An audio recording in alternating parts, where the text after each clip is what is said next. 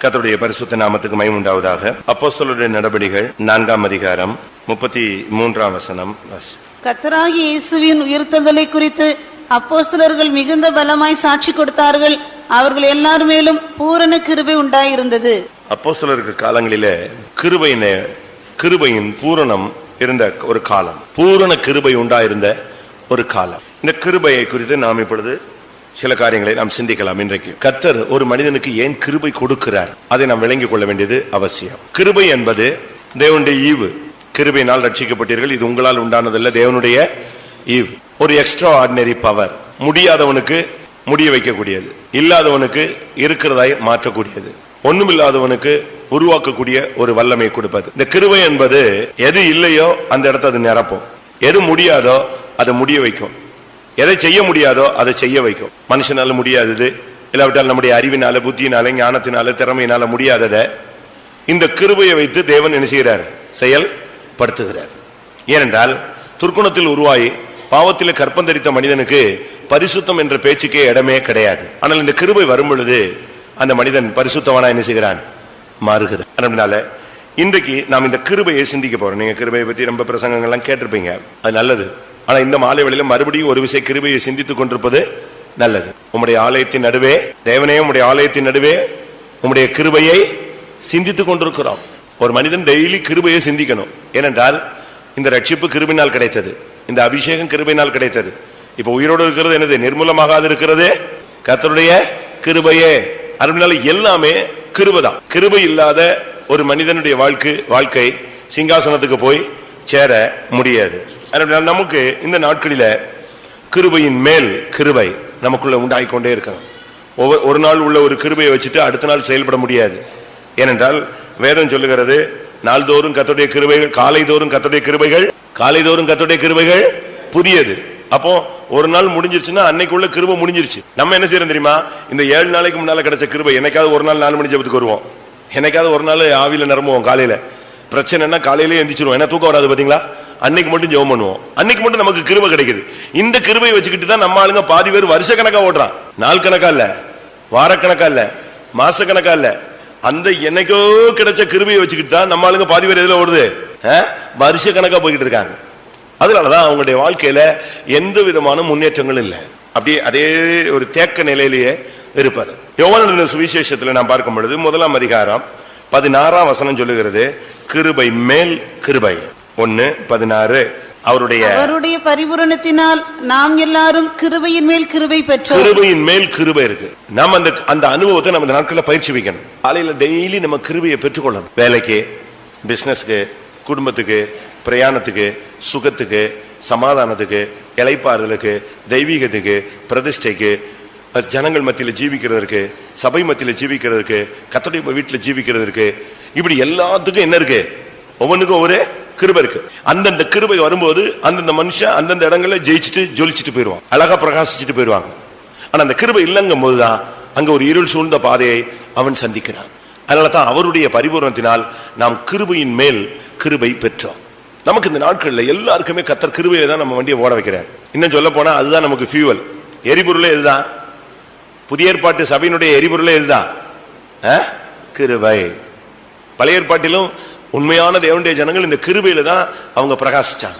அதனால நாம் இந்த நாட்களில் கேட்க வேண்டிய முக்கியமான ஒரு இது, எனக்கு அதை தாரும், இதை தாரும், அப்படி தாரும், இப்படி தாரும் இல்ல, கிருபையை வச்சுக்கிட்டே எல்லாம் செஞ்சிடலாம், எல்லாத்தையுமே கிராஸ் பண்ணி போயிடலாம். ஒரு நாட்டில் இறங்கின உடனே அந்த நாட்டினுடைய கரன்சியை நம்ம பெற்றுக்கொள்ளணும். இந்த நாட்டு கரன்சி வச்சு அங்க என்ன செய்ய முடியாது, வண்டி ஓட்ட முடியாது. இறங்கின உடனே எக்ஸ்சேஞ்சில் அந்த நாட்டு கரன்சியை நம்ம எடுத்துக்கிட்டா அங்கிருந்து நம்ம புறப்படுற வரைக்கும் அது நமக்கு என்ன செய்யும், யூஸ் ஆகும்.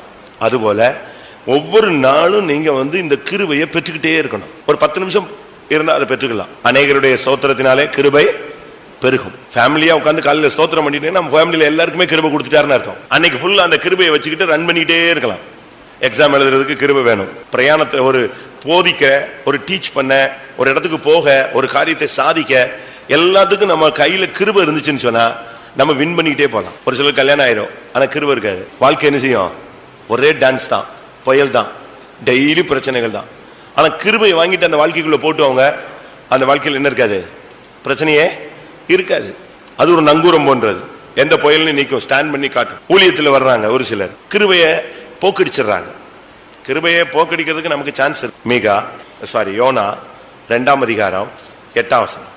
பொய்யான மாயையை பற்றி கொள்ளுகிறவர்கள் தங்களுக்கு வரும் கிருபையை போக்கடிக்கிறார்கள். கிருபையை நீங்க வேஸ்ட் பண்ணக்கூடாது, கிருபையை போக்கடிச்சிடக்கூடாது. யோனா 2:8 என்ன சொல்லுது? கிருபையை போக்கடிக்கிறார்கள். கிடைச்ச கிருபையை நஷ்டப்படுத்திட்டு ஒரு சிலருக்குலாம் அந்த காசு கிடைச்ச உடனே குடிச்சு அழிச்சிடறாங்க. பாத்தீங்களா? நாசம் பண்ணிடுறாங்க, எங்கேயாவது கொடுத்துருவாங்க, ஏமாந்துருவாங்க. அதே போல அநேகர் தேவன் தங்களுக்கு கொடுத்த கிருபையை போக்கடிச்சிடறாங்க. அதே போல எபிரேயர் 12:15 பாத்தீங்கன்னு சொன்னா, கிருபையை ஒருவனும் இழந்து போகாதபடி ஜாக்கிரதையா இருக்க வேண்டும். ஒருவனும் தேவனுடைய கிருபை இழந்து போகாதபடிக்கும். பாத்தீங்களா? ஒருவனும் தேவனுடைய கிருபை இழந்து போகாதபடி. அப்ப கிருபை எப்ப இழக்கிறோம்? ஒன்று, கசப்பான வேறு வரும்போது கிருபை நஷ்டப்படுகிறது. கலக்கத்தை உண்டு பண்ணும் போது கிருபை நஷ்டப்படுகிறது. அநேகர் தீட்டுப்படும் போது கிருபை நஷ்டப்படுகிறது. இப்படிலாம் வரிசையா சொல்லலாம். இதுக்கு மெயின் தீம் கசப்பான வேர் தான். ஒருவனும் தேவனுடைய கிருபை இழந்து போகாதபடிக்கும் யாதொரு கசப்பான வேர் முளைத்தெலும்பி கலக்கம் உண்டான அநேகர் தீட்டுப்படாதபடிக்கும். அப்படியானால் இந்த நாட்கள்ல நமக்கு கிருபை தேவை. எவ்வளவு கிருபை இருக்கு உங்களுக்கு? இந்த கிருபைக்கு ஒவ்வொரு விதங்கள்ல பேர் சொல்றாங்க.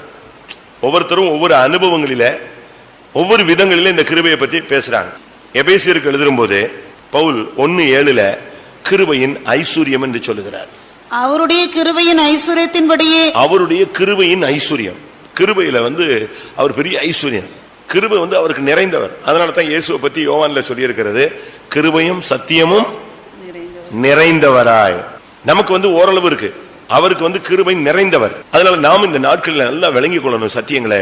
கிருபையின் மேல் கிருபை பெறணும். கிருபையில நாம் ஒரு பூர்ணத்தை பெற்றுக் கொள்ளணும். அப்போஸ்தலர் காலங்களில அந்த ஜனங்கள், அந்த ஊழியர்கள் மேல பூரண கிருபை இருந்தது. அவர் கிருபையினுடைய ஐஸ்வர்யத்தின்படி. யாக்கோபு சொல்லுகிறாரு, அதிக கிருபை, கொஞ்சம் கிருபை இல்ல. என்னது? யாக்கோபு 4:6. அவர் அதிகமான கிருபையை அளிக்கிறாரே. அதிகமான கிருபை உங்களுக்கு தேவைன்னா எவ்வளவு நாள் எடுத்துக்கலாம் கிருபையை. ஆண்டவரே இன்னைக்கு எனக்கு ரொம்ப பிரச்சனை அப்படின்னு சொன்னீங்கன்னா உங்களுக்கு ரொம்ப கிருபையை நெஞ்சிக்கலாம், ஸ்டோர் பண்ணிக்கலாம். எனக்கு இவ்வளவு போராட்டங்கள் இருக்கு சுவாமின்னா அதுக்கேற்ற கிருபையை அப்படியே தந்துருவார். யாக்கோபு சொல்றார், தேவன் அதிகமான கிருபை அளிக்கிறாரு. அப்ப நமக்கு எப்படிப்பட்ட கிருபை தேவை இந்த நாட்களில? உங்களுக்கு எல்லாம் இருக்கா? கொஞ்ச நேரம் இப்படி பேசுவேன், திருப்பி நான் வேற சப்ஜெக்ட் வர்றேன். கிருபையினால எப்படி ஒரு மனிதன் சாதிக்கிறாங்கிறத நம்ம விளங்கிக் கொள்ளணும். 1 பேதுரு சொல்றாரு சகல கிருபைன்னு சொல்றாரு. 1 பேதுரு 5:10. கிறிஸ்து இயேசுவுக்குள் நம்மை தமது நித்திய மகிமைக்கு அழைத்தவனாய் இருக்கிற சகல கிருபையும் பொருந்திய தேவன் தாமே. அதாவது கிருபை சகலத்துக்கும், சகல கிருபை எதுக்குமே கிருபை போதுமானது. அதனாலதான் கொரிந்தியர்ல சொல்றாரு, என் கிருபை உனக்கு போதும். என் கிருபையை மட்டும் நீ வச்சுக்க. ஆண்டோடைய கிருபையை மட்டும் நீங்க வாங்கி ஸ்டோர் பண்ணிக்கிட்டீங்கன்னா நீங்க எந்த சூழ்நிலையும் டைவடிச்சு வெளியே போயிடலாம். அக்னியிலிருந்து வெளியே போயிடலாம், ஆறுகளை கடக்கும் போது வெளியே வந்துடலாம், சிங்க கபில போனாலும் வெளியே வந்துருவீங்க. சிங்கமோ கரடியோ கோலியாத்த எல்லாத்தையுமே டச் பண்ணி வின் பண்ணிட்டு போயிடலாம். இது அவ்வளவுக்கு எது வேணும்? கிருபை தான் முக்கியம். கிருபை இல்லாம நம்முடைய சாமர்த்தியங்கள், நம்முடைய அறிவு, நம்முடைய ஞானம், நம்முடைய புத்தி, நம்முடைய திறமை, அனுபவங்கள் இதை கொண்டு நம்ம உள்ள இன்புட் பண்ணா அடி வாங்கிடும், ஷார்ட் சர்க்கியூட் ஆயிடும், ஒண்ணுமே வேலை செய்யாது. கிருபையை மட்டும் நீங்க ஒவ்வொரு நாளும் எதுக்குமே கிருபை. அப்படி ஒரு பழக்கம் நமக்கு இந்த நாட்களில் தேவை. கொரிந்தியர் சபையை பத்தி பேசும் பொழுது பவுல் 2 கொரிந்தியர் 9ஆம் அதிகாரம் 14ஆம் வசனத்துல அந்த கிருபை எப்படி வர்ணிக்கிறார்? உங்களுக்காக வேண்டுதல் செய்து தேவன் உங்களுக்கு அளித்த மிகவும் விசேஷித்த கிருபையின் நிமித்தம். இந்த இடத்துல பாருங்க, அந்த கிருபைக்கு பேர் என்னது? மிகவும் விசேஷித்த கிருபை. பூரண கிருபை, கிருபையின் மேல் கிருபை, கிருபையின் ஐஸ்வர்யம், சகல கிருபை, அதிக கிருபை, அடுத்து என்னது? மிகவும் விசேஷித்த கிருபை. 10 பேர் இருந்தாலும் அந்த 10ல ஒருத்தனுக்கு மிகவும் விசேஷித்த கிருபை இருந்துச்சுன்னா அவனுடைய ஷைனிங்கே வித்தியாசம். இந்த வைரத்தை பட்ட தீட்ட தீட்ட தான் என்ன செய்யும்? அதனுடைய ஷைனிங் கூடும்.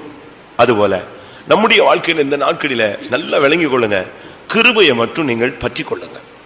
சரி, நம்முடைய சப்ஜெக்டுக்கு நம்ம வருவோம். இந்த கிருபைக்கு நீங்க கண்ட்ரோல்ல, கிருபையினுடைய கண்ட்ரோலுக்கு நீங்க வந்துட்டீங்கன்னா ஒரு தேவனுடைய மனுஷன் பாவத்தை ஜெயிச்சிருவான். அதான் முக்கியம். இந்த பாவ உலகத்துல ஒருத்த வின் பண்ணணும்னா கிருபையை அவன் பற்றி கொள்ளணும்.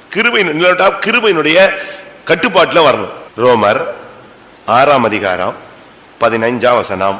இதனால் என்ன? நாம் நியாயப்பிரமாணம் 14 சாரி நீங்கள் நியாயப்பிரமாணத்துக்கு கீழ்ப்பட்டிராமல் கிருபைக்கு கீழ்ப்பட்டிருக்கிறபடியால் பாவம் உங்களை மேற்கொள்ள மாட்டாது. பாத்தீங்களா, கிருபைக்கு கீழ்ப்பட்டிருந்தா பாவம் உங்களை மேற்கொள்ளாது. அப்படினால் தேவனுடைய பிள்ளைகள் இந்த நாட்களில கிருபைக்கு கீழ்ப்பட்டிருந்தோம், முழுவதும் கிருபையினுடைய கட்டுப்பாட்டுல வந்துருங்க.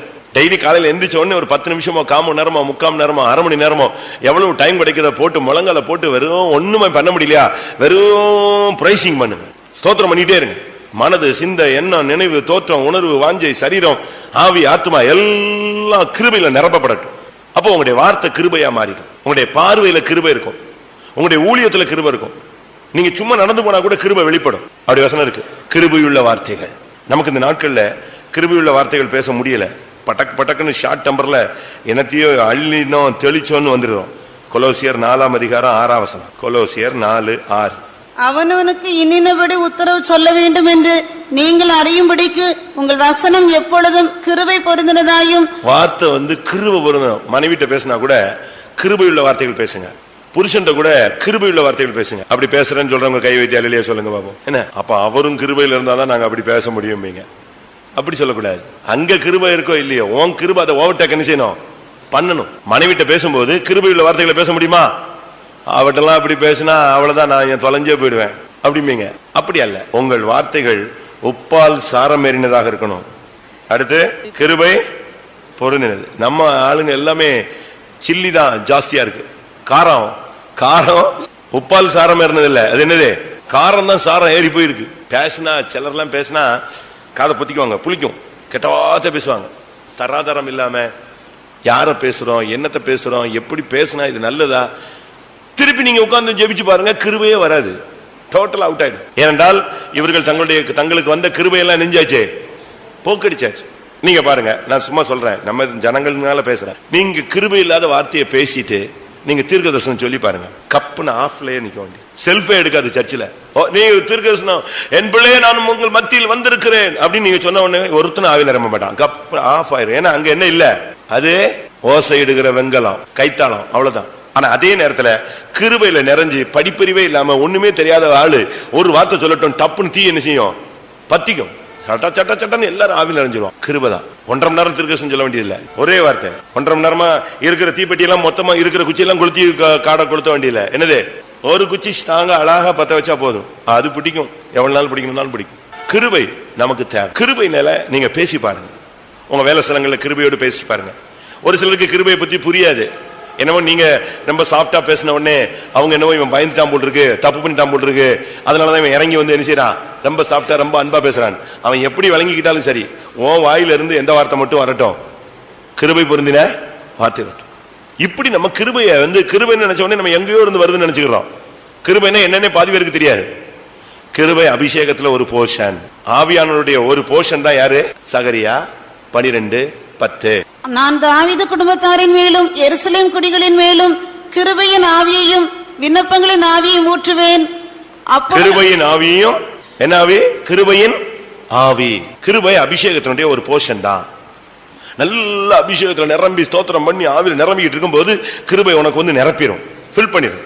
அந்த கிருபைய பரியாசம் பண்ணியோ, விளையாட்டு பண்ணியோ, கிண்டல் பண்ணியோ, கேலி பண்ணியோ, பாவத்துக்கு இடம் கொடுத்தோ நீங்க அதை விட்டுறக்கூடாது, வேஸ்ட் பண்ணிடக்கூடாது, வெடிப்புள்ள தொட்டியை தெரிந்து கொள்ளக்கூடாது. அந்த கிருபையை பாதுகாக்கணும். அந்த கிருபையை போக்கடிக்கிறதுக்கு பிசாசு பயங்கரமாக போராடுவான், எவ்வளவோ பண்ணுவான். ஆனா நல்ல கிருபை இருந்துச்சுன்னா உன் வாழ்க்கையில் இருக்கிற தோல்வியை ஒதுக்கும், தள்ளும். பாவம் உன்னை மேற்கொள்ளாது. பாவம் இருந்துச்சுன்னா அதை நிவர்த்தி ஆக்கும். நீதிமொழிகள் 16:6. கிருபையினாலும் சத்தியத்தினாலும் பாவம் நிவர்த்தியாகும். கிருபையினாலும் சத்தியத்தினாலும் பாவம் நிவர்த்தியாகும். பாவ நிவர்த்திக்கு கிருபை தான் வேலை செய்யுது. எத்தனை ட்ரிப் நம்ம அறிக்கை செஞ்சாலும் அந்த ஒரே மன்னிச்சிருங்கிறோம், அந்த கிருபை வந்த உடனே என்ன செஞ்சிருது, அப்படியே அந்த நிவர்த்தி ஆயிடுது. அதனால இதுல இருந்து நம்ம விளங்கி கொள்றது என்னன்னா, தேவனுடைய கிருபையை நாம் அதிகமாய் சார்ந்து கொள்ள வேண்டும். நீங்க ஆண்டவரே எனக்கு அதை தாங்க, இதை தாங்க, அப்படி தாங்க, இப்படி தாங்க, ஒண்ணும் இல்ல. நீ கிருபையை மட்டும் ஸ்டோர் பண்ணிட்டே வா. அது பணத்தை நீ ஸ்டோர் பண்ண மாதிரி, பொக்கிஷத்தை சேர்த்து வச்ச மாதிரி. இதை நீங்க சேர்த்து வைக்க வைக்க வைக்க உங்களுடைய வாழ்க்கையில பெரிய மாற்றங்கள் உண்டாகும். சரி, இப்ப நம்முடைய சப்ஜெக்ட் வரும். கிருபையை ஒரு மனுஷனுக்கு இப்ப எனக்கு கொடுக்கிறாருன்னு வச்சுக்கோங்களேன், அதை கொடுத்ததுக்கு ஒரு நோக்கம் இருக்கு, ஒரு பர்பஸ்க்காகத்தான் கர்த்தர் அதை கொடுக்கிறார். உங்க மகனுக்கு கொடுக்கிறாரு, உங்க மகளுக்கு கொடுக்கிறாரு, புருஷனுக்கு கொடுக்கிறாரு, மனைவி கொடுக்கிறார், ஒவ்வொரு ஊழியர்களுக்கும் கொடுக்கிறாருன்னா அந்த ஊழியனை கொண்டு, அந்த விசுவாசியை கொண்டு, அந்த வாலிபனை கொண்டு கர்த்தர் ஒரு காரியத்தை செய்யறதுக்கு தான் அவன் என்ன செய்யறாரு, கிருபையில ஃபில் பண்றாரு. முதலாவது ஆதியாகமம் 6ஆம் அதிகாரம் 8ஆம் வசனம். நோவாவுக்கோ கர்த்தருடைய கண்களில் கிருபை கிடைத்தது. நமக்கு எல்லாருக்கும் இந்த சப்ஜெக்ட் தெரிஞ்ச கதை. ஃபர்ஸ்ட் அவனுக்கு கிடைச்சது என்னது? நோவா அப்படின்னு ஒரு ஆள் இன்ட்ரோடியூஸ் ஆன உடனே அவனுக்கு முதல்ல கிடைத்த அனுபவம் என்னது?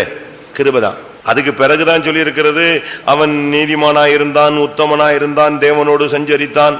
இதெல்லாம் எக்ஸ்ட்ரா. ஃபர்ஸ்ட் என்னதுதான்? ஃபர்ஸ்ட் ஒரு மனிதனுடைய வாழ்க்கையில தேவனுடைய கண்கள்ல கிருபை கிடைச்சது. எதுக்கு கிடைச்சது? நோவாவுக்கு கிருபை கிடைச்சதுக்கு காரணம் ஒன்னே ஒண்ணுதான். பேழையை நமக்கு எல்லாருக்கும் தெரியும், சின்ன குட்டி பிள்ளைகளுக்கு கூட தெரியும். நோவாவுக்கு தேவனுடைய கண்கள்ல கிருபை கிடைச்சதுக்கு ஒரே காரணம் 3 பிள்ளைகள் பெற்றுக்கொள்றதுக்கோ 3 பிள்ளைகளுக்கும் கல்யாணம் கட்டி வைக்கிறதுக்கோ அதுக்கு அல்ல. நல்லா புரிஞ்சுக்கணும். இதெல்லாம் சும்மா. இது உலகத்துல ஒரு மனைவி, ஒரு புருஷன், ஒரு 4 பிள்ளை, ஒரு வேலை, ஒரு சந்ததி, இவ்வளவுதான். இது பரலோகத்துல எல்லாம் இந்த சந்ததி இந்த இதெல்லாம் என்ன கிடையாது, சப்ஜெக்டே கிடையாது. பரலோகத்துல அப்படி பார்த்த உடனே ஒரு ஸ்மைலிங், க்ளோஸ், அதோட சாப்டர் க்ளோஸ். அதுக்கு பிறகு என்னங்க நீங்க எப்போங்க வந்தீங்க எல்லாம் கேட்கறதுக்கு அங்க என்ன கிடையாது. அந்த உறவுக்கு அங்க என்னமே இடமே கிடையாது. பரலோகத்துல என்ன கிடையாது? கொள்வனையும் கொடுப்பனையும் அல்ல. உயிர்த்தெழுதலில் அவங்க எப்படி இருப்பாங்க? தேவ தூதர்களை போல இருப்பார்கள், அவ்வளவுதான். பட் ஒரு ஸ்மைலிங் தெரியும் யார், அவ்வளவுதான். உடனே சுத்தி வந்துட்டு அக்கா கிட்ட போய் நின்னுக்க முடியாது. இப்படி ஒரு சுத்திட்டு ஒய்ஃப் கிட்ட வந்துட்டு எப்படி நல்லா இருந்தியா, வந்துட்டியா, பரவாயில்ல அப்படிலாம் சொல்ல முடியாது. நீ வரமாட்டேன்னு நினைச்சேன், வந்துட்ட, இப்படி எல்லாம் நினைச்ச முடியாது, கிடையாது. அதனால இங்கேயோட இந்த சாப்டர் க்ளோஸ். அங்க மையப்பொருள் யாருதான்? அவன் எங்க சுத்தினாலும் மையப்பொருள் யார்கிட்ட வந்து நிப்பான்? அவன் இயேசுகிட்ட வந்து நிப்பான். பரலோகத்தினுடைய மகிமையினுடைய மையப்பொருளே யாருதான்? அவன் சுத்து எங்க போனாலும் சரி, சீயோனுக்கு போனாலும் சரி, எருசலேமுக்கு போனாலும் சரி, சுத்தி எங்க வந்து நிப்பா? அங்கதான் வந்து நிக்கும். அவனுடைய சென்டர் பாயிண்ட் அதுதான். நமக்கு இந்த நாட்களில தேவன் கிருபையை கொடுத்ததுக்கு ஒரு காரணம் இருக்கு. நோவாவுக்கு தேவனுடைய கண்கள்ல கிருபை கிடைச்சதுன்னு சொன்னா அதுக்கு முக்கியமான காரணமே பேழையை உண்டு பண்ணுவது, 2வது பேழைக்குள் பிரவேசிப்பது. இந்த 2 தான் அவனுடைய வாழ்க்கைக்கு கிருபை கொடுத்து. ஏன்னா பேழையை உண்டு பண்ணதுல நோவா மட்டும் உட்கார்ந்து மரத்தை இழைச்சிட்டு இருக்கல. அந்த ஊர் ஜனங்கள்லாம் கூலிக்கு என்ன செஞ்சாங்க? மரத்தை வெட்ட போனா, மரத்தை இழைச்சான், மரத்தை சேர்த்தான், கீழ் பூசினா, ஆணி அடிச்சான், எல்லாம் செஞ்சதெல்லாம் யாரு தான்? பாதி அந்த ஊர் ஜனங்கள் தான் கூலிக்கு மரம் அடிச்சாங்க. ஆனா அவங்க எதுக்குள்ள வரல? பேழைக்குள்ள வரல. நமக்கு கிருபைக்கு காரணம், நோவாவுக்கு தேவன் கிருபை கொடுத்ததுக்கு காரணம் என்ன தெரியுமா? 2 காரியம். 1 பேழையை உண்டு பண்ணுவது, 2வது பேழைக்குள் பிரவேசித்து. மற்றபடி சேமை பெற்றான், சேம், காம், யாபேத் இவர்களை பெற்றான். அந்த 3 பேருக்கும் 3 மனைவிகளை தெரிந்து கொண்டான். அவர்களுக்கு அருமையான கல்யாணம் கட்டி வைத்தான். அவர்களுக்கு செய்ய வேண்டிய சொத்துக்களை எழுதி கொடுத்தான். ஒன்னும் கிடையாது, சொத்து எழுதி கொடுக்க வேண்டிய அவசியமே கிடையாது. ஏன்னா பேழையிலிருந்து வெளியே வரும்போது முழு உலகம் யார் கண்ட்ரோல்ல தான் இருந்துச்சு? ஒரே ஆள் தான், நோவா. அவனுடைய 3 பிள்ளைகளும் முழு ஆப்பிரிக்கா கண்டமும் அமெரிக்கா கண்டமும் இருக்கிற ஏசியா கண்டமும் எல்லா கண்டத்தையும் நெஞ்சுக்கலாம், பிரிச்சு எடுத்துக்கலாம். அதனால அங்க சொத்து பிரச்சனையே கிடையாது. ஆவிக்குரிய வாழ்க்கையில கிருபை எதுக்கு கொடுக்கப்பட்டது? நோவாவை பத்தி பைபிளை நீங்க படிச்சு பாத்தீங்கன்னா, அவனை பிறந்த உடனே அவங்க அம்மா அப்பா நோவான்னு பேர் வச்சாங்க. எதுக்கு? இவன் நம்மை தேற்றுவான். கிருபையினுடைய முதல் நோக்கமே மற்றவங்களுக்கு நீங்க ஆறுதலா இருக்கணும், தேற்றக்கூடியவர்களா இருக்கணும். பேழையை கட்டுறீங்களா? உனக்கு கிருபை கொடுத்ததுக்கு காரணமே சபையை கட்டுவது. இந்த சபையை கட்டுறதுக்கு நீங்க உதவி பண்றீங்களா? ஆமா, நாங்க தானே ஃபேன் வாங்கி போட்டோம், இந்த தூணுக்கு கம்பி நான் தான் வாங்கி கொடுத்தேன். அந்த பேழை இது நாளைக்கு உடஞ்ச எல்லாம் மண்ணா போயிடும். இந்த பேழையே சொல்லல. சபை கட்டப்படுவதற்கு, ஆத்தும ரட்சிப்புக்காக, ஆத்தும மீட்புக்காக, ஆத்தும பரிசுத்தத்திற்காக, ஜனங்களுடைய தெய்வீகத்துக்காக நீங்க என்ன செஞ்சிருக்கீங்க? பேழையை கட்டியிருக்கீங்களா? எத்தனை பேர் பேழையை கட்டிட்டு இருப்பீங்க? உங்களுடைய ஜீவியம் ஒரு பேழை. கிருபை கொடுத்ததுக்கு காரணம் நம்முடைய ஜீவியத்தை கட்டி எழுப்புறது தான். நல்லா அழகாக கட்டணும். அதுக்கு தேவன் ஒரு முறை வச்சிருந்தார். கப்பலுக்குன்னு நீங்க கேள்விப்பட்டீங்கன்னா, ஏர்கிராஃப்ட் அப்படின்னு சொன்னா பிளைட்டுக்கு அதுக்கு ஒரு கான்செப்ட் இருக்கு. அதன்படி செஞ்சாதான் அது பறக்கும். அதே மாதிரி கப்பலுக்கு அதுக்கு ஒரு கான்செப்ட் இருக்கு. அந்த கான்செப்ட் படி செய்யலன்னா கப்பல் என்ன செய்யாது? மிதக்காது, எழுதிட்டு போயிடும் எங்கிட்டாது. நீங்க பாருங்க, நீங்க கடல்ல போய் பாருங்க. இப்போ உள்ள கப்பல்கள் எல்லாம் எதுல செஞ்சதல்ல? மரத்துல செஞ்சதல்ல. அந்த காலத்துல எது செஞ்சாங்க? மரத்துல. இப்ப பாருங்க எப்படி செஞ்சிருக்கான்? ஸ்டீல். எப்படி மிதக்குது? மரம் தானங்க மிதக்கும். நான் சொல்ல சரியா தப்பா? இப்ப உள்ள கப்பல்லாம் ஸ்டீலா மரமா? எப்படி இத்தனை டன்னு இத தண்ணில மிதக்க வைக்கிறான்? அதுக்கு ஒரு கான்செப்ட் இருக்கு. அந்த கரெக்ட் மெத்தட்ல இருந்து அது என்ன செய்யும்? அதுக்குரிய சைஸ், அதுக்குரிய நீளம், அதுக்குரிய அந்த கிளியர் பாயிண்ட் வச்சு வெற்றிடம் கொடுத்தா அது என்ன செய்யும்? அழகா மிதக்கும். அதுபோல நாம இந்த உலகத்துல இந்த பைபிள் வசனங்கிற கான்செப்ட்ல கரெக்டா போனோம்னா இந்த உலகமாகிய பாவ உலகத்துல மூழ்காம என்ன செய்யலாம்? பயணம் போய்கிட்டே இருக்கலாம். அந்த பேழை போய் போய் போய் எங்க போய் சேர்ந்துருச்சு? அரராத். அப்படின்னா பரிசுத்த பூமின்னு அர்த்தம். அரராத்துக்கு பேர் அர்த்தம் பரிசுத்த பூமி. இது மிதந்து மிதந்து மிதந்து போய் எங்க போய் நின்றுடுச்சு? அரராத் மலையில போய் நின்றுடுச்சு. பரிசுத்த பூமியில போய் நிக்கும். நமக்கு கிருபை கொடுத்ததுக்கு காரணமே உன்னுடைய ஜீவியத்தை கட்டி எழுப்புறதுதான். பேழையே கட்டு. இந்த சபையை கட்டுங்க. இந்த சபையை உடைச்சிடாதீங்க. நாசரேத்து சபையை உடைச்சிடாதீங்க. நீங்க சண்டை போட்டு உங்க பிரஸ்டீஜ், உங்களுடைய மதிப்பு, உங்களுடைய காரியம், உங்களுடைய தனிப்பட்ட காரியத்துக்காக நீங்க வாக்குவாதமும் கருத்து வேறுபாடுகளும் கசப்புகளும் வச்சுக்கிட்டு நாங்க இன்னைக்கு இருப்போம், நாளைக்கு டிரான்ஸ்பர் ஆயிடுவோம். இது நாங்க காக்கா கூட்டம் மாதிரி. சூன் தட்டினா இந்த காக்கா எங்க போயிடும்? அடுத்த மரத்துக்கு போயிடும். ஆனா இங்க இருக்கிறீங்க பாருங்க, நீங்க தெளிவா இந்த சபையை கட்டணும். இல்லைன்னா தேவன் கணக்கு கேட்பார். இந்த சபையை கட்டாம நீ இப்படி பண்ணிட்ட, என் சரீரமாகிய சபையை நெஞ்சிட்ட, நீ குத்திட்ட, விழாவுல குத்திட்ட, என் சரீரமாகிய சபையை கையில ஆணி அடிச்சுட்ட, என் சரீரமாகிய சபையை நீ நெஞ்சிட்ட. நான் இன்னைக்கு ஒரு புக் படிச்சேன். ஒரு போதகர் ரொம்ப அருமையா டீச் பண்ணுவாராம் பைபிள் காலேஜ்ல. ரொம்ப அருமையான டீச்சர். சரி, அவர் ஒவ்வொரு நாளும் ஒவ்வொரு விதங்கள்ல போதிப்பாராம். அப்போ அன்னைக்கு இவங்க ஸ்கூலுக்கு போனா, அந்த கிளாஸுக்கு போனா, கிளாஸ்ல ஒரு கன் இருந்து, ஒரே ஒரு கன். இருந்தாலும் இன்னைக்கு டீச்சிங் எது தூக்கிட்டு வந்துட்டாரு? பைபிளை பத்தி பிரசங்கம் பண்றதுக்கு எது தூக்கிட்டு வந்துட்டாரு? புரியுதா? தமிழ் கேக்குதா? துப்பாக்கி வச்சுட்டு இருந்தாலும் போதகத்துக்கு வந்திருக்காருன்னு யோசிச்சா, சோகத்துல அந்த துப்பாக்கி சுடுறதுக்கு டார்கெட் வச்சிருந்தாராம். எந்த இடத்துல சுடணும் அப்படி ஒரு கேப் கேப் கேப் கேப்பா கொடுத்து ஒரு இடம் இருக்கு. அப்ப சொன்னாரா, இத்தனை பேர் இருக்கீங்க இல்லையா, இத்தனை பேரும் போய் உங்களுக்கு யாரெல்லாம் பிடிக்கலையோ அவங்க படத்தெல்லாம் அதுல வரைங்கன்னாராம். உடனே எல்லாரும் போய் இஷ்டத்துக்கு நெஞ்சிட்டாங்க. பக்கத்து வீட்டுக்காரன், கூட படிக்கிற பையன், கூட படிக்கிற பொண்ணு, எவ்வளெல்லாம் பிடிக்கலையோ மொத்தத்தையும் வரைஞ்சிட்டாங்க. ரைட்டு. இப்போ ஒவ்வொருத்தையும் துப்பாக்கி கொடுத்து ஒரு குண்டு ஃபில் பண்ணி, ஒரு புல்லட்டை ஃபில் பண்ணி அடிமாரு. அவங்க ரொம்ப கோபத்துல நினைச்சிடான், கரெக்டா அடிக்கிறான், பிச்சுக்கிட்டு போகுது அந்த ஆளு படத்துல. சரி, முடிஞ்சிருச்சு, ஓகே ரைட் அப்படின்னு அந்த டார்கெட் அப்படி கிழிச்சாரு. டார்கெட்டை கிழிச்சா உள்ள ஒவ்வொரு படத்துக்கும் பின்னால இயேசுவின் படம் இருந்துச்சான். ஒவ்வொரு படத்துக்கும் பின்னால அவர் ஏற்கனவே எதை வச்சுட்டாரு? இயேசுவின் படத்தை வச்சு மேல டார்கெட் வச்சு இவங்களை வரைய சொல்லியிருக்காரு. இது இவங்களுக்கு தெரியாது. இவங்க எல்லாம் பாரு எப்படி கரெக்டா அடிச்சு கிழிச்சிட்டேன் பாரு, உதட்டு கிழிஞ்சிருச்சு, கண்ணு கிழிஞ்சிருச்சு, எல்லாம் இவன் சொல்லி சிரிச்சுக்கிட்டு இருக்கான். எடுத்து விட்டாரு. உள்ள என்ன இருந்துச்சு? ஒரு படத்துல இயேசுவுக்கு கண்ணு இல்ல, ஒரு படத்துல இயேசுவுக்கு மூக்கு இல்ல, ஒரு படத்துல இயேசுவுக்கு விழாவே இல்லை. ஏன்னா இவங்க அடிச்சு அடியில எரிஞ்சிருச்சு எல்லாமே. இதுதான் நடந்தது. இதுதான் இப்போதைய இத்தனை வருஷம் நீ பைபிள் காலேஜில் படிச்சு உன் புத்தி நிலவரம் இதுதான் சொன்னாராம். வேணா வேர்ட் ஆஃப் கிரைஸ்ட் புக்கை படிச்சு பாருங்க. எதுக்கு இதை சொல்றேன்னா, நம்ம இந்த சிறியரில் ஒருவனுக்கு எதை செய்தீர்களோ அதை எனக்கே செய்தீர்கள். இந்த சபைக்கு நீங்க பாதிப்பு உண்டாக்குறீங்களா? இந்த பேழையை நீங்க கட்டுறீங்களா? இந்த பேழையை உடைக்கிறீங்களா? பேழையை அருமையா செஞ்சுட்டு கடைசியில நோவா ஒண்ணு செஞ்சாரு. ஏன்னா எல்லா பலகையும் இணைச்சாச்சு. இந்த பலகை கேப்புக்குள்ள தண்ணி வரக்கூடாதுன்னு எதை போட்டாரா? கீழ் பூசினார். அதான் முக்கியம். அன்பு திரளான பாவங்களை மூடும். பேழையை கட்டிட்டாங்க, அதுக்கு ஆணி அடிச்சாச்சு, கொப்பேர் மரத்துல செஞ்சாச்சு, 450 அடி நீளத்துல செஞ்சாச்சு, ஸ்டெப் ஸ்டெப் ஸ்டெப் ஸ்டெப்பா பண்ணியாச்சு, ஒரு கதவு வச்சாச்சு, எல்லாம் கரெக்ட். ஆனா இப்ப அது தண்ணியில மிதக்காது. மரம் தான், ஆனா மிதக்காது. ஏன்னா எல்லாத்துலயும் என்ன இருக்கு? கேப் இருக்கு. இதுக்கு கீழ் பூசினா, ஃபுல்லா கீழ் பூசினா. இந்த இவ்வளவு மரமும் இத்தனை வருஷமும் செஞ்சதுக்கு பலன் கிடைக்கணும், அது மிதக்கணும்னு சொன்னா எதுதான் தேவை? வாசிங்க ஆதியாகமம். எல்லாத்துக்கும் கீழ் பூசினா 6:14. நீ கொப்பேர் மரத்தால் உனக்கு ஒரு பேழை உண்டாக்கு, அந்த பேழையிலே அறைகளை உண்டு பண்ணி அதை உள்ளும் புறமுமாக கீழ் பூசு. உள்ளையும் பூசிரு, வெளியும் பூசிரு. தண்ணி எங்க இருந்து என்ன செய்யக்கூடாது? உள்ள வந்துடப்படாது. 1 பேதுரு 4:8.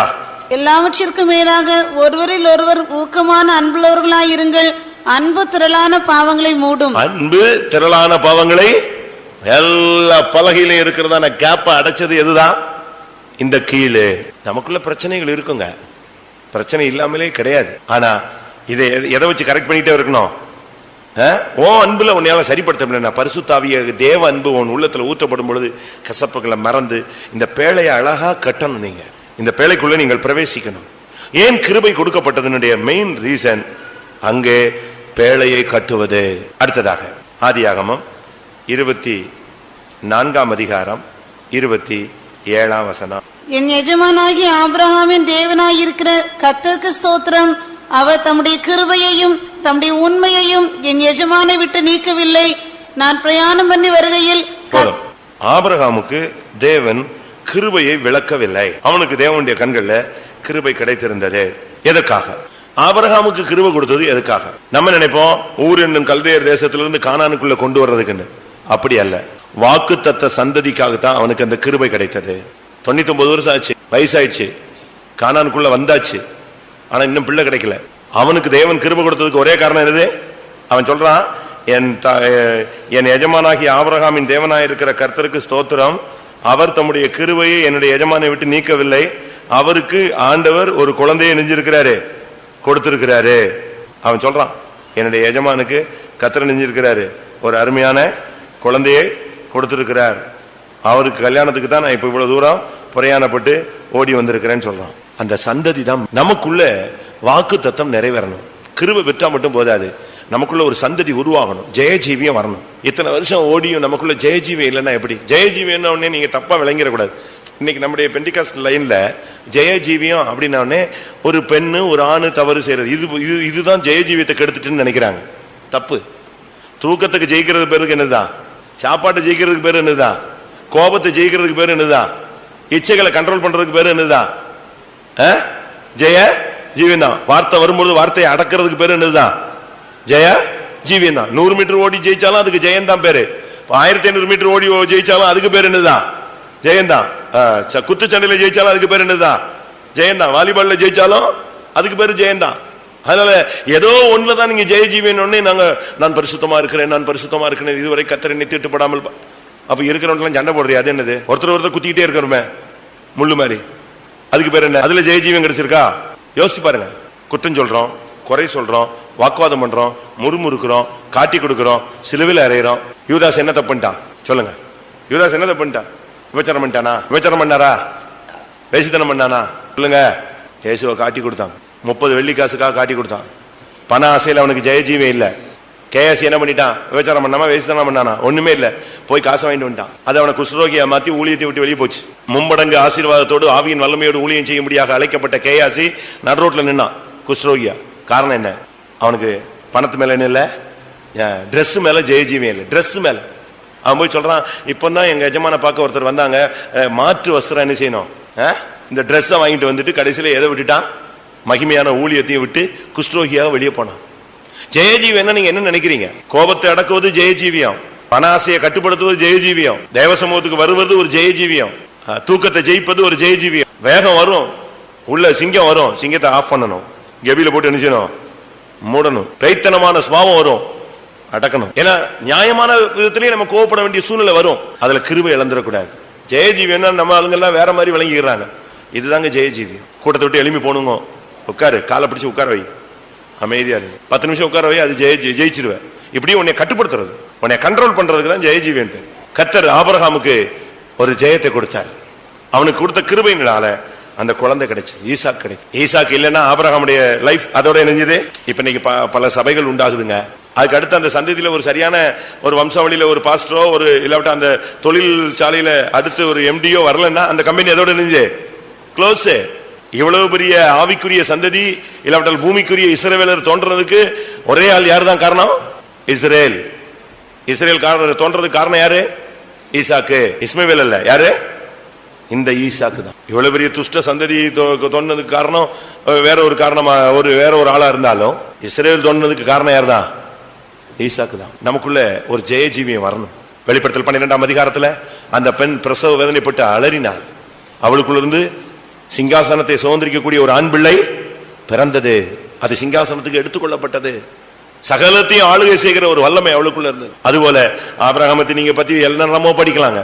பிள்ளைய பலியிட போனா, அதை பண்ணா, இதை பண்ணா, அது ஒரு பகுதியில் நிறைவு. இன்னொரு பகுதியில் கேத்துரால கல்யாணம் கட்டிட்டான், ஆகார கல்யாணம் கட்டிட்டான், இஸ்மவேலை பெற்றுட்டான். இப்படி இது ஒரு டிமெரிட்ஸ், குறைவு நிறைவு எவ்வளவோ இருக்கு. ஆனா தேவன் அவனுக்கு கிருபை கொடுத்ததுக்கு காரணமே என்னதுதான்? வாக்குத்தத்த சந்ததி அவனுக்குள்ள ஒரு ஜெயத்தின் அனுபவத்தை கொண்டு வர்றதுக்கு தான் கர்த்தர் அவனுக்கு கிருபை கொடுத்தார். ஆதியாகமம் 39:21. கர்த்தரோ யோசேப்போடு இருந்து அவன் மேல் கிருபை வைத்து. யோசேப்புலாம் இவ்வளவு தூரம் வரணும்னா ரொம்ப கஷ்டங்க. நம்மள மாதிரி பைபிள் கிடையாது, நம்மள மாதிரி பரிசுத்தாவின் அந்நிய பாஷை அபிஷேகம் கிடையாது, ஒரு பாஸ்டரோட ஐக்கியமோ வழிநடத்துவதோ கிடையாது, சொந்த அம்மா அப்பாவுடைய கைடன்ஸு கிடையாது, சொந்த வீட்டில் கிடையாது, அந்நிய தேசம், அந்நிய பாஷை, மொழி தெரியாத ஜனங்கள் மத்தியில ஒரு அடிமையாக இருந்து அந்த இடத்துல இவன் நின்னதுக்கு நின்னு ஜெயிச்சுட்டான்னா அது காரணம் யாரு? தேவனுடைய கிருபை. கிருபை இருந்துச்சுன்னா நீங்க எங்கேயுமே ஷைன் பண்ணலாம், எங்கேயும் போலாம். நீங்க வெளியே போகும்போது ஆண்டவருடைய கிருபை வாங்கிட்டு போங்க. இன்டர்வியூக்கு போகும்போது கிருபை வாங்கிட்டு போங்க. எக்ஸாம் போகும்போது கிருபை பெற்றுட்டு போங்க. வேலைக்கு போகும்போது கிருபை பெற்றுட்டு போங்க. காலேஜுக்கு போகும்போது கிருபையோடு போங்க. அந்த கிருபை உனக்கு ஒரு மதில் மாதிரி முன்னால போகும், ஒரு அக்கினி, ஒரு எஸ்கார்ட் மாதிரி போய்கிட்டே இருக்கும். பிரச்சனைகள் இருந்து அப்படியே உன்னை வெளியே கொண்டு போயிடும். பிரச்சனைகள் இருந்து இப்ப ஒரு பிரச்சனை இந்த இடத்துல நடக்க போகுதுன்னா இந்த கிருபை என்ன பண்ணு தெரியுமா? நீ வெளியே போகணும். நீ எங்க போயிருவ? கரெக்டா நீங்க விலகுவீங்க. இங்க பிரச்சனை ஆகும். நீங்க அப்பதான் யோசிப்பீங்க, பரவாயில்ல நம்மள அந்த இடத்துல இந்த கத்திர நெஞ்சிட்டாரு. நான் இப்போ சமீபத்தில் அதை உணர்றேன். முந்தி சொல்றேன், முந்தி எங்கெல்லாம் பிரச்சனையோ அங்கெல்லாம் நான் இருப்பேன். எங்க எங்க ப்ராப்ளம் ஆகுதோ அங்கெல்லாம் எங்க யார் இருப்பேன்? Whatever problem pastor Durai is தேர்மா. எங்க பிரச்சனை இருக்கோ அங்க யார் இருப்பார்? இந்த துரை பாஸ்டர் இருப்பாருன்னு எனக்கு மெசேஜ் அனுப்பினாங்க. பாட்டுக்கு தேஜு, யூத் மீட்டிங்க்கு pastor Manase, whatever problem pastor துரைன்னு அடிச்சு வச்சாங்க. இப்படிலாம் எனக்கு அப்படி பேர் இருந்துச்சு. ஆனா இப்ப சமீப காலங்கள்ல எங்க ப்ராப்ளமோ அதுக்கு 10 நிமிஷத்துக்கு முன்னால நான் வெளியே போயிட்டு, எங்க பிரச்சனையோ அங்க அரை மணி நேரத்துக்கு முன்னால நான் அந்த இடத்த விட்டு வெளியே போயிருப்பேன். இங்க வந்த பிறகு கூட நான் அதை ஃபீல் பண்ணியிருக்கேன் பல இடங்கள்ல. கரெக்டா அந்த டைம் வரும்போது என்னைய தூக்கிட்டு வர ஆண்டவர். கிருபை இருந்துச்சுன்னா பிரச்சனையை விட்டு வெளியே போவேன். கிருபை இல்லைன்னா எங்க உட்காந்துட்டு இருப்ப? பிரச்சனை இல்லை, சென்டர் பாயிண்டே நீ தான் உட்காந்துருப்ப. மாட்டிக்கிட்டு உட்காந்து அழுதுகிட்டு கண்ணீரும் கம்பளையுமா புலம்பிக்கிட்டு பைத்தியம் முடிச்ச மாதிரி சுத்திட்டே இருந்தியா. கிருபை இருந்துச்சு அழகா உன்னை வெளியே கொண்டு போயிடும். எல்லாரும் உன்னைய சுத்தி சுத்தி வருவாங்க, ஆனா நீ அங்க இருக்க மாட்டேன். எத்தனை பேருக்கு அப்படி கிருபை வேணும்? கிருபை தான் நம்முடைய வாழ்க்கை. யோசேப்பை பாருங்க, கிருபை தான். 17 வயசுல அவன் வீட்டை விட்டு வெளியே வர்றான். ஒரு டீனேஜ். ஆதியாகமம் 17 வயசுல இருந்து தான் அவனுக்கு தரிசனம், டேர்னிங் பாயிண்டே கிளம்புது. டீனேஜ்ல தான் அவனுக்கு இந்த ப்ராப்ளம் கிளம்புது. அவனை வீட்டை விட்டு அவங்க அப்பா சரி வா உன்னை நான் அனுப்புறேங்கிறார். 37ஆம் அதிகாரம் 2ஆம் வசனம். யாக்கோபுடைய சந்ததியின் வரலாறு. யோசேப்பு 17 வயதிலே, யோசேப்பு 17 வயசுல ஆடு மேய்க்க வந்துட்டான். அங்கதான் சொப்பனம் தொடங்குது. அண்ணன் தம்பியை பத்தி கதையை சொல்றான். இப்ப அண்ணன் தம்பி வேற இடத்துக்கு போறாங்க, இங்க அனுப்புறாங்க. இந்த 17 வயசுல இவனை குழியில போட்டு வித்து இல்லாத கெட்ட பேரெல்லாம் கொடுத்து சிறைச்சாலை தூக்கி வச்சாச்சு. இவ்வளவுலயும் அவனை அழகா தப்பி தப்பி தப்பி தப்பி கொண்டு வர்றது யாரு? யாக்கோபா? இல்ல ராகேல் கூட வந்துட்டாளா? இல்ல ஏதாவது அண்ணன் தம்பி ரகசியமா சப்போர்ட் பண்ணிட்டானா? இல்ல இவன் ஜாதியோ ஜனமோ சொந்தக்காரனோ இவன் பாஷக்காரனோ எவனாவது ஒருத்தவனுக்கு சப்போர்ட் பண்ணானா? ஒண்ணுமே இல்ல. ஒன்னே ஒண்ணுதான் கூட இருந்துகிட்டே இருந்துச்சு. என்னது? தேவனுடைய கிருபை தான் கூட இருந்துச்சு. அழுவான், குழியில கிடந்துட்டு ஓன்னு அழுதான், கத்துனான், கெஞ்சினான். பைபிள் அப்படி சொல்லுது. இந்த 10 அண்ணன் தம்பியும் யோசேப்புக்கு முன்னால் நிற்கும் போது, ஏன்டா இப்படி ஒரு பிரச்சனை நம்ம வாழ்க்கையில வந்துச்சுன்னு ஒருத்தன் கேட்கறான். இன்னொருத்தன் சொல்றான், ஏண்டா அவன் தான் குழியில கிடந்துட்டு கத்துனானே, ஒரு பயலாவது கேட்டீங்களா? அவனுக்குள்ளேயே பேசிக்கிறாங்க. இவன் கிட்ட வந்து கேட்டுக்கிறான். ஆதியாகமம் 42:21. நம்முடைய சகோதரனுக்கு நாம் செய்த துரோகம் நம்மேல் சுமந்தது. அவன் நம்மை கெஞ்சி வேண்டிக் கொண்ட போது அவனுடைய மன வியாகுலத்தை நாம் கண்டும் அவனுக்கு செவி கொடாமற் போனோமே. பாத்தீங்களா?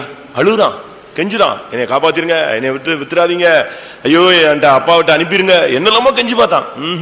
அப்படியே கல் மனமா விட்டுட்டான். ஆனா அவன் கிருபையை பிடிச்சுக்கிட்டான். கிருபையிலே போய் போய் போய் போய் போய் போய் எங்க வந்து சேர்ந்துட்டான்? சிங்காசனத்துக்கு வந்து ஸ்டாண்ட் பண்ணிட்டான். கிருபை தான் அவனை சிங்காசனத்துக்கு கொண்டு போவது. அந்த கிருபையின் நோக்கம். யோசேப்புக்கு கிருபை கிடைச்சதுக்கு காரணம் என்ன? அவனை எங்க கொண்டு போனோம்? சிங்காசனத்துக்கு கொண்டு போனோம். ஒன்னு பேழையை கட்டுறதுக்கு கிருபை கொடுக்கிறாரு, ரெண்டாவது ஜெயஜீவியம் பண்றதுக்கு கிருபை தர்றாரு. பேழையை கட்டி எழுப்புவது, பேழைக்குள் பிரவேசிப்பது, உன்னை ஆலயமாக மாற்றுவது, நீயே ஆலயமாய் ஜீவிப்பது. அடுத்து உன்னுடைய வாழ்க்கையில நீ சபைக்குள்ள இருப்பது, சபையை கட்டி எழுப்புவது. அடுத்து யோசேப்புக்கு கிருபை கொடுத்தது. எப்படினாலும் சரி அவனுடைய ரூட்டை நீங்க பாத்தீங்கன்னா அது சிங்காசனத்துக்கு போற ரூட்டே கிடையாது. வீட்டுல அப்பா கூட இருக்கிறான் செல்ல பிள்ளையா, அங்க எங்க சிங்காசனம் இருக்கு?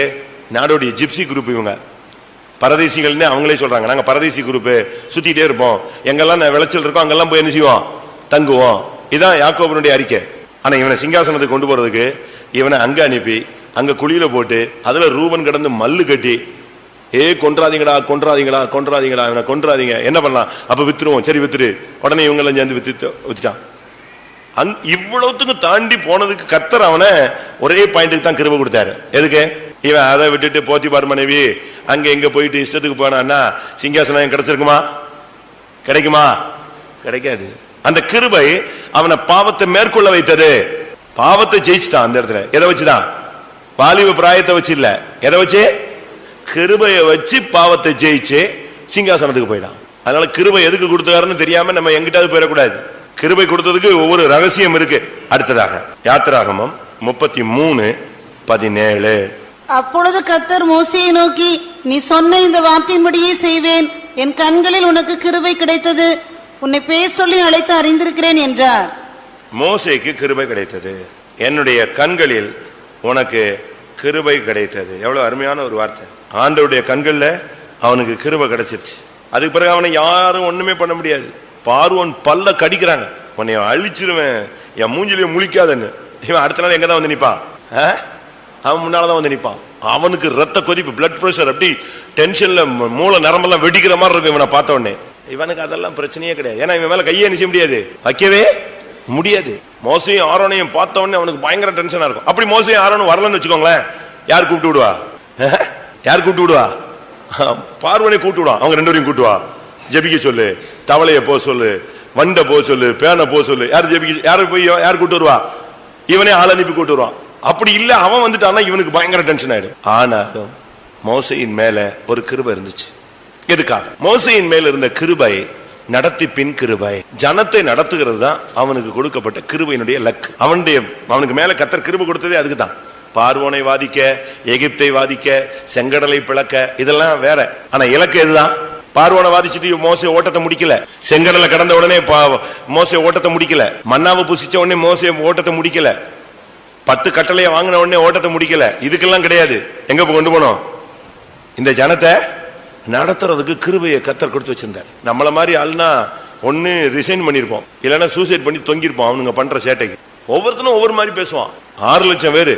ஒருத்தன் சொல்லுவான், நீ உன்னை உயர்த்துகிறாய் அப்படிமா. இன்னொருத்தன் சொல்லுவான், நீ என்ன செய்ய மிஞ்சி போகிறாய் அப்படிமா. இன்னொருத்தன் சொல்லுவான், கர்த்தர் ஒன்ட்டதான் பேசுறாரா, எங்கிட்ட பேச மாட்டாரோ அப்படிமா. இப்படி ஒவ்வொன்னா பேசி இவனை டென்ஷன் ஆக்கி விட்டுருவாங்க. இவன் அப்படியே ஆட்டுக்குட்டி மாதிரி உட்காந்துட்டு, இல்ல நீங்க அப்படி சொல்லாதீங்க, இப்படி சொல்லாதீங்க, அப்படி சொல்லாதீங்கம்மா. ஆனா இதே பழைய மோசையா இருந்தா நினைஞ்சிருப்பான், ஒரே வெட்டி போடுவான். கர்த்தர் இந்த கிருபை அவனுடைய சுவாவத்தை மாத்தி இந்த ஜனத்தை நடத்துறதுக்கு வச்சார். ஆனா ஒரே ஒரு வருத்தம் என்ன தெரியுமா? ஒரு லிமிட்ல இவனால கண்ட்ரோல் பண்ண முடியாம தப்பிட்டான். அவன் சொல்றான், இந்த ஜனத்தை நான் பெற்றேனா, இந்த ஜனத்தை நான் சுமக்கணுமா, இவங்களை ஏன் தூக்கிட்டு அலையணும், எனக்கு எதுக்கு இந்த வேலை அப்படின்னா. அப்பனா ஆண்டவர் சொன்னாரு, சரி அப்படின்னா உன்கிட்ட இருக்கிற ஆவியெல்லாம் நான் எடுத்து யார் மேல வச்சிடறேன்? ஒரு 70 பேர் மேல வச்சிடறேன். 70 பேர் மேல வைக்கக்கூடிய ஆவி யார் மேல இருந்துச்சு? ஒரு ஆள் மேல. அளவில்லாத கிருபை. அந்த கிருபை இருக்கும்போது அவனுக்கு கோபம் வராது. அந்த கிருபை இருக்கும்போது அவசரப்பட மாட்டான். அந்த கிருபை இருக்கும்போது டென்ஷனே ஆகாது அவனுக்கு. அந்த கிருபை இருக்கும்போது அப்படியே பேசாம போய் உட்காந்து. அவனுடைய அண்ணனும் அக்காவும் அவனை பத்தி பயங்கரமா பேசுறாங்க. சொந்த அண்ணனும் அக்காவும். அவன் அதை பத்தி பிரச்சனையே பண்ணல, சரி என்னத்தையா பேசிட்டு போறாங்க. ஆண்டவருக்கு தான் டென்ஷன் ஆயிடுச்சு. அதை கேட்டு கூப்பிட்டு விட்டாரு, எல்லாரையும் வா, மோசே வா, ஆரோன் வா, மிரியாம் வா, தேவ சமூகத்துக்கு வான்னு ஒரே அடியில மிரியாம யாராக்கிட்டாரு, குஷ்ரோகியா மாத்திட்டாரு. வாங்கிட்டியா? ஸ்தோத்திரம். என்ன பேசுனா பாத்தியா அப்படின்லாம் அவன் என்ன சொன்னானா? நம்ம இன்னும் 2ஆம் கிளாஸ் பிள்ளைங்க மாதிரி தான். இப்ப நம்ம வீட்டுல யாராவது ஒரு சின்ன ஏதாவது பிரச்சனை பண்ணிட்டு போய் கூப்பிட விழுந்துட்டான்னு வச்சுக்கா, என்னை தொட்டி இல்ல கூப்பிட விழுந்துட்ட பத்தியா, சென்னை தோட்டம் எதிர்த்தது நின்னதே கிடையாது. இப்படிலாம் நீங்க பேசுனீங்கன்னா வளர்ச்சியற்ற விசுவாசிகள், மூளை வளர்ச்சியற்ற குழந்தைகள். அதுக்குதான் எப்ப சிரிக்கணும்னு தெரியாது, எப்ப பேசணும்னு தெரியாது, எப்ப அழணும்னு தெரியாது. பகுத்தறிவற்ற ஒரு தன்மை. மோசே அப்படி இல்லை, அம்பாட்டுக்கு இருப்பான். தன்னை ஏசி தன்னை பத்தி பேசுனதுக்காக குஷ்டரோகத்துல பாதிக்கப்பட்ட பெண்ணுக்காக தான் அக்காவுக்காக ஜெபிச்சது யாரு? மோசே. அவனுடைய கிருபை அப்படி இருந்துச்சு. நமக்கு அப்படி கிருபை இருக்கா? இருக்கா? இல்லை, வேணும். இன்னைக்கு தேவனுடைய கண்கள் அந்த கிருபையை பெற்றுக்கோங்க. நீங்க கிருபையை பெற்று பாருங்க. உங்களை பத்தி தப்பா பேசினவங்க எல்லாம் ரைட்டா பேசுவாங்க, உங்களை பத்தி குற்றமா பேசினவங்க எல்லாம் புகழ்ந்து பேசுவாங்க. அப்படியே ட்ரிப் ஆயிடும். அதான் இந்த கிருபையினுடைய எஃபெக்ட். எப்படின்னா அப்படி சேஞ்ச் பண்ணி காட்டும். புரியுதா உங்களுக்கு? பவுலை பத்தி அந்த மெலித்தா தீவில் உள்ளவங்க எல்லாம் பேசுறாங்க, இவன் கப்பல் சேர்த்ததுக்கு தப்பி வந்துட்டான், ஆனா இப்ப சர்ப்பம் கடிச்சிருச்சு, பழி இவனை என்ன செய்யல, விடல, இவன் கொலை பாதகன் அப்படின்னாங்க. கொஞ்ச நேரத்துல அந்த சர்ப்பத்தை உதறி போட்டு அக்னியில எரிஞ்சு போயிருச்சு, இவனுக்கு சாவு வரல, இவன் நல்லா சுத்திட்டு இருந்தான். அதே ஜனம் சொல்லிச்சு, என்ன சொல்லிச்சு, இவன் சாதாரண மனுஷன் இல்லப்பா, இவன் தேவன், இவனுக்குள்ள பெரிய வல்லமை இருக்கு. அப்ப ஜனங்கள் அந்த கிருபையை பார்த்த உடனே பழி போய் எது வருது? நல்ல பேச்சு வருது. அதனால கிருபையை பெற்றுக்கொள்ளுங்க. இன்னைக்கு நம்ம எத்தனை பேருக்கு இந்த கிருபை இருக்கு? மோசேக்கு அளிக்கப்பட்ட கிருபை நடத்தி பின் கிருபை. ஆனா என்னைக்கு அந்த ஆவி அவனை விட்டு போச்சோ, அந்த 70 பேர் மேல அவன் ஷேர் பண்ணி போறதுக்கு அனுமதிச்சானோ, அன்னையோட நடத்தி பெணிஞ்சிருச்சு, அவனை விட்டு போயிடுச்சு. பாத்தீங்களா? கானானுக்குள்ள என்ன செய்யல, போகல. பாத்தீங்களா? அடக்காராதனை நல்லா நடந்துச்சு. நம்ம போகட்டாலும் யார் வந்தா? தேவன் வந்தாரு, தூதர்கள் வந்தாங்க, நல்ல அடக்காராதனை. சென்ட்ரல் பாஸ் எல்லாம் வருவாங்க பல இடத்துல இருந்து. ஆனா எங்க போகாது வண்டி? கானானுக்குள்ள போகல. காரணம், தனக்கு இருந்த கிருபையை அவன் மறுதலித்தான். என்னால் இப்படிலாம் சுமக்க முடியாது, இவங்களெல்லாம் நடத்த முடியாது, இவங்களெல்லாம் கொண்டு போக முடியாது. நான் என்ன இவங்களை பெத்தனா, இவங்களை வளர்த்தனா, இவங்களை கொண்டு போய் நான் இவ்வளவு கஷ்டப்படணுமா? இப்படிலாம் அவன் பேச ஆரம்பிச்சது ஆண்டவருக்கு பயங்கர துக்கமாயிடுச்சு. என்ன இவனா சுமக்கிறான்? என்னாகமம் 11:11. அப்பொழுது மோசே கர்த்தரை நோக்கி, நீர் இந்த ஜனங்கள் எல்லாருடைய பாரத்தையும் என்மேல் சுமத்தினதினால் உமது அடியானுக்கு உபத்திரம் வரப்பண்ணினது என்ன? உம்முடைய கண்களில் எனக்கு கிருபை கிடையாதே போனது என்ன? இவர்களுடைய ஆண்டவர் தான் உன்கிட்ட டைரக்டா பேசியிருக்கிறாரு. என் கண்கள்ல உனக்கு, யாத்திராகமம் 33:17 நேரடியா பேசுறாரு. வேற யார் பேசணும்? அவரே டைரக்டா சொல்றாரு, என் கண்களில் உனக்கு, மோசேயே என் கண்களில் உனக்கு என்ன கிடைச்சது? கிருபை கிடைத்ததுன்னு. இப்ப இவன் புலம்பல் என்ன சொல்றான்? எனக்கு கிருபை கிடையாமல் போனது என்ன? கிருபையை வச்சுக்கிட்டு கிருபை கிடைக்கலன்னு சொன்னா எப்படி? அப்பதான் பார்த்தாரு ஆண்டவர், சரி ரைட், இவன் கிருபையை மறுதலிச்சிட்டான். பைபிள் என்ன சொல்லு தெரியுமா? உள்ளவனுக்கு கொடுக்கப்படும், இல்லாதவனுக்கு இருக்கிறதும் எடுக்கப்படும்.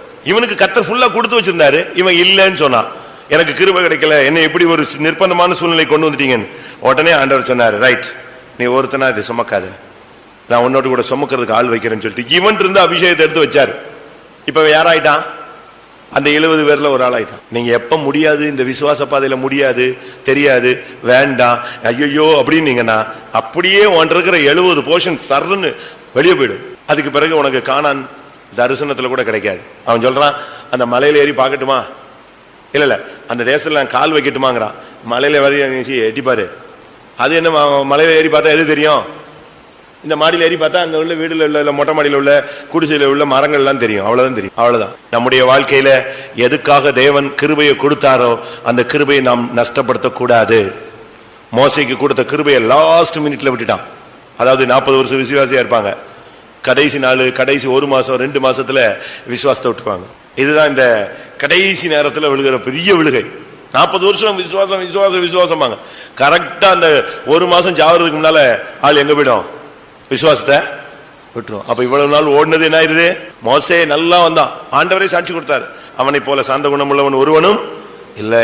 ஆனா கடைசியில கண்மலையை அடிச்சு அந்த சாந்த குணத்தை கெடுத்து நான் பெற்ற நான் புலம்பி அபிஷேகம் எல்லாம் அவனை விட்டு போய் கடைசியில கர்த்தர் சொன்னாரு, நீ அந்த நல்ல தேசத்தில் கால் வைக்க மாட்டாய். கிருபையை கடைசி நேரத்தில் போக்கடித்த ஒரு நபர் யாரு? மோசே. இதே போல இன்னொரு ஆளும் கிருபையை போக்கடிச்சான். அவனையும் சொல்லிடுறேன். ஆதியாகமம் 19:19.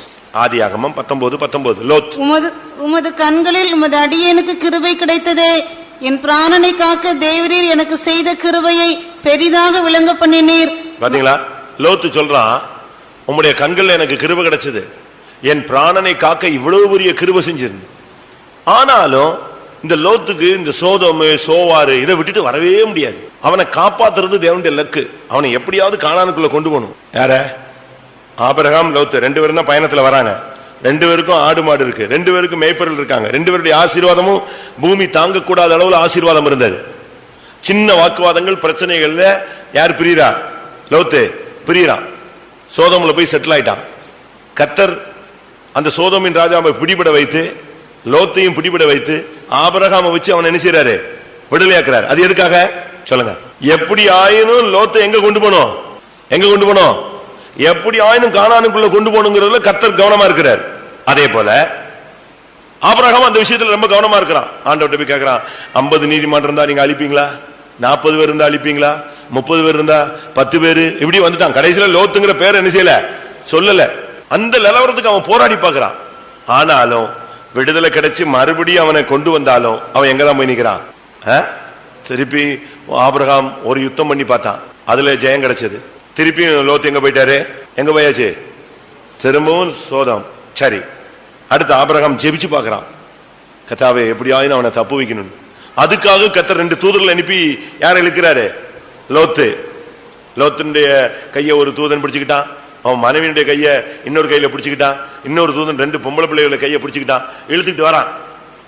எப்படியாவது இவனை நான் வெளியே என்ன செஞ்சிடறேன், கொண்டு போயிடறேன். அவன் அங்க வச்சுக்கிட்டு இவன் கிருபையை பேசுறான், என்னை வெளியெல்லாம் கொண்டு வந்துட்டீங்க, நல்லது, நான் அந்த மலைக்கு ஓடி போக மாட்டேன், இந்த சோவாருக்கு போறேன், சோவாரிட்டு இருக்கேன். முடிச்சுட்டானா? போய் அன்னையோட அவன் லைஃப்.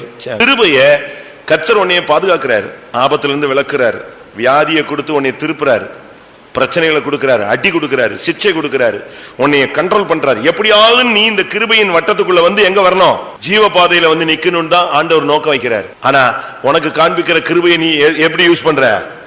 உலக பிரகாரமா, மாம்சீகமா, இன்னும் உன்னை டெவலப் பண்றது தான் ட்ரை பண்றே தவிர ஜீவ பாதைக்கு வருகிறதுக்கு அந்த கிருபையை யூஸ் பண்ண மாட்டேன்னு என்கிறாய்.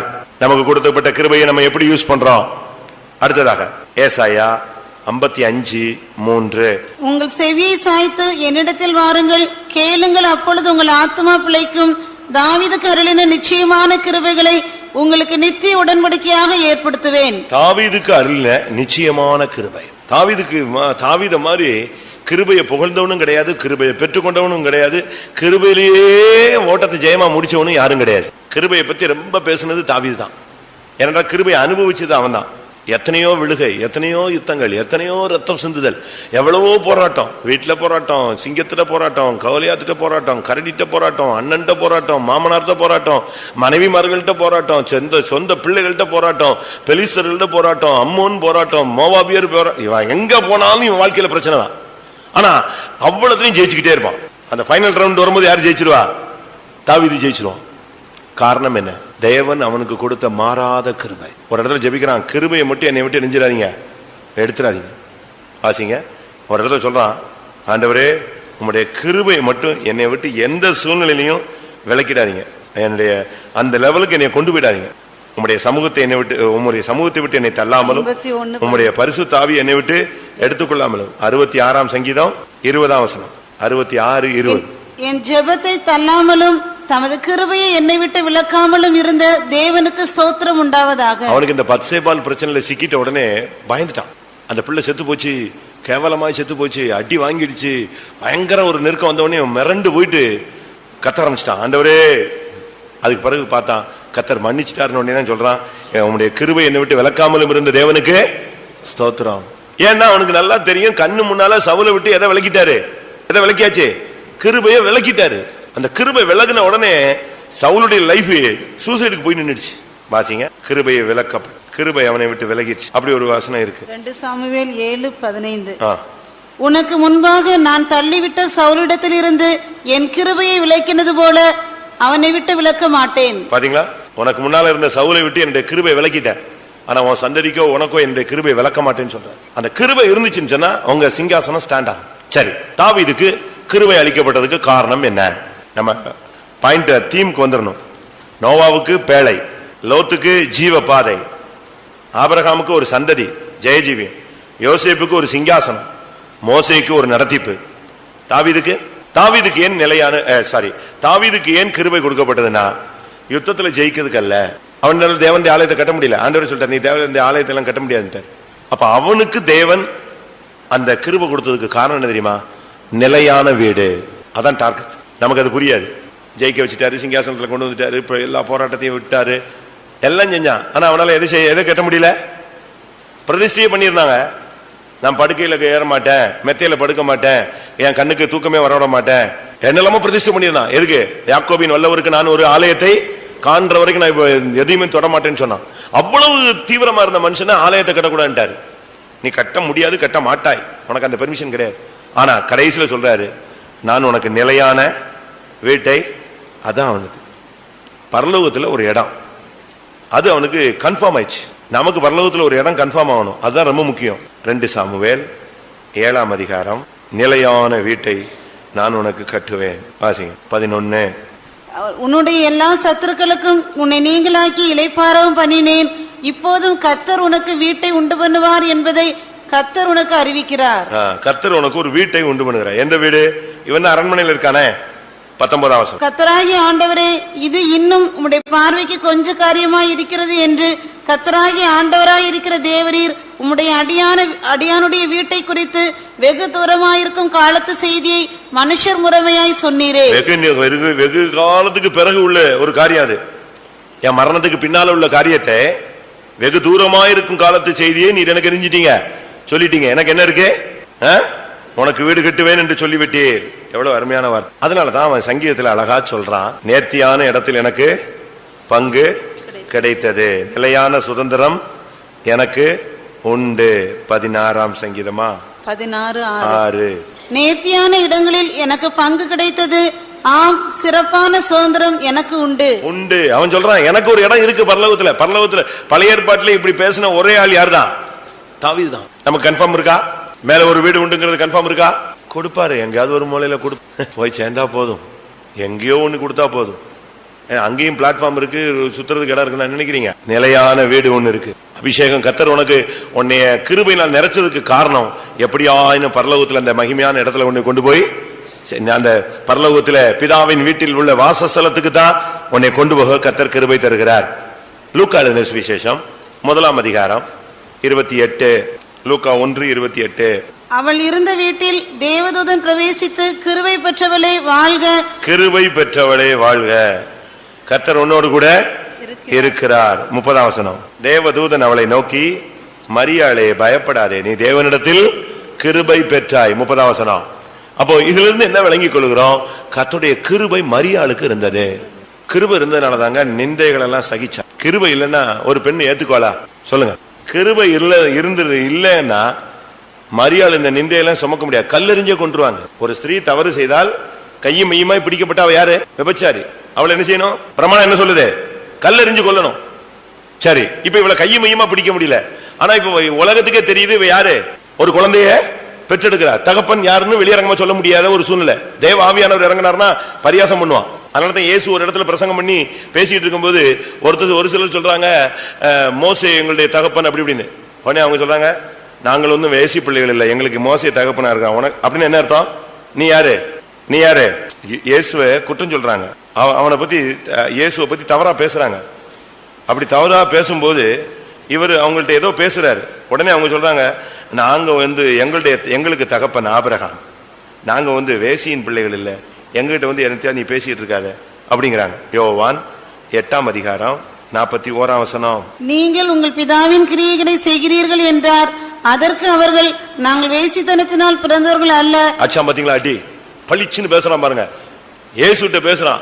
இவர் சொல்றாரு, நீங்கள் உங்கள் பிதாவின் கிரியைகளை செய்கிறீர்கள். உடனே அவன் சொல்றான், நாங்க ஒண்ணு வேசித்தனத்துல பிறந்த ஆளுங்களப்பா, கவனமா இருந்தா. எந்த பாயிண்ட் அடிக்கிறான் பாருங்க. மரியாளுக்கு இப்படி ஒரு நிந்தை இருந்துச்சு. அதனாலதான் சொல்லி இருக்கிறது, ஒரு பட்டயம் உன் இருதயத்தை என்ன செய்யும்?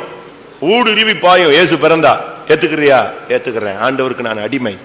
அந்த கிருபை பெற்றவளாய் மாறினதுனால அவளுக்கு இந்த நிந்தை, அவமானம், கெட்ட பேரு, அவச்சொல், என்னென்ன கெட்ட பேர் சொன்னாலும் ஸ்தோத்திரம் பண்ணிட்டு போயிட்டே இருப்பான். யோசிச்சு பாருங்க, சமுதாயத்துல ஒரு பெண்ணு யாரு இதுன்னு சொல்ல முடியாத அளவுல அப்படி போய்கிட்டு இருக்க முடியுமா? நம்ம ஆளுங்களுக்கு சும்மா உள்ளதை சொல்லட்டுமே கோபம் பிச்சுக்கிட்டு வருங்க. ஓன்னு அழுதுடுவாங்க. 3 நாள் சாப்பிட மாட்டான், 7 நாள் சாப்பிட மாட்டான். இப்ப என்னை பத்தி ஒரு காரியம் சொல்லிட்டாங்கன்னா என் மூஞ்சியே மாறிடும். பிரசங்கத்துல முகநாடி என்ன செய்யும்? காயின் தோத்து போயிடுவான், டம்முன்னு மாறிடும். உங்களை பத்தியோ யாரை பத்தியோ லேசா சொல்லட்டும், உன்னை பத்தி எனக்கு தெரியாதான்னு சொல்லிட்டாலே உங்களுக்கு 3 நாள் தூக்கம் வராது. சொல்லிட்டானே. ஆனா மரியாள் கடைசி வரை இந்த நிந்தையை சுமந்தாள். இயேசுவின் நிமித்தம் அதுக்கு அடிமையாக ஒப்பு கொடுத்தா. அந்த பிள்ளைய தூக்குனா, அந்த பிள்ளைய பெற்று எடுத்தா, வளர்த்தா, அந்த பிள்ளைக்கு பின்னாலேயே அலைஞ்சா. அந்த பிள்ளை சிலுவையில தொங்கும் போது என்ன செய்யறா? பார்த்து கண்ணீர் வடிக்கிறா. ஒண்ணுமே பண்ண முடியாது. இதுக்கெல்லாம் சகிச்சு தாங்கி ஜெயிச்சு போனதுக்கு காரணம் என்ன தெரியுமா? அவளுக்கு பெற்ற கிருபை. இயேசுவை பெற்றெடுக்கக்கூடிய கிருபை அவளுக்கு இருந்தது. அவளுடைய டார்கெட் அதுதான். நிந்தை அவமானங்களை சகிச்சு தேவகுமாரனை பெற்றெடுப்பது. நாமும் எப்பெல்லாம் நிந்தை அவமானங்களை சுமக்கிறோமோ, ஏற்றுக்கொள்கிறோமோ, இல்லாத பெயர்கள், கெட்ட பெயர்கள்லாம் நம்ம மேல வருதோ, அப்பொழுது நாம் பாக்கியவான்கள். நமக்குள்ள இருந்து அந்த கிருபையின் இலக்கு என்ன செய்யுது? உண்டாகுது. கிருபை, கிறிஸ்து நமக்குள் உருவாகுகிறார். கடைசியா பவுல் தனக்கு அளிக்கப்பட்ட கிருபையை பத்தி பேசுறாரு. நான் அல்ல, கிருபைதான் அப்படி செய்தது. அவர் கிருபையை தான் அதிகமாக புகழ்ந்து பேசுவார். பவுலுக்கு அளிக்கப்பட்ட கிருபை அது எப்படிப்பட்ட கிருபை? நமக்கும் கிருபை அளிக்கப்படுது. ஆனா நமக்கு அளிக்கப்பட்ட கிருபைக்கும் பவுலுக்கு அளிக்கப்பட்ட கிருபைக்கும் பெரிய வித்தியாசம் இருக்கிறது. பவுலுக்கு அளிக்கப்பட்ட கிருபை எப்படிப்பட்ட கிருபை சொல்லுங்க? எனக்கு அளிக்கப்பட்ட கிருபை 1 கொரிந்தியர் 15:10. ஆகிலும் நான் இருக்கிறது தேவ கிருபையினாலே இருக்கிறேன். அவர் எனக்கு அருளிய கிருபை விருதாவா இருக்கவில்லை. அவர்கள் எல்லாரிலும் நான் அதிகமாய் பிரயாசப்பட்டேன்.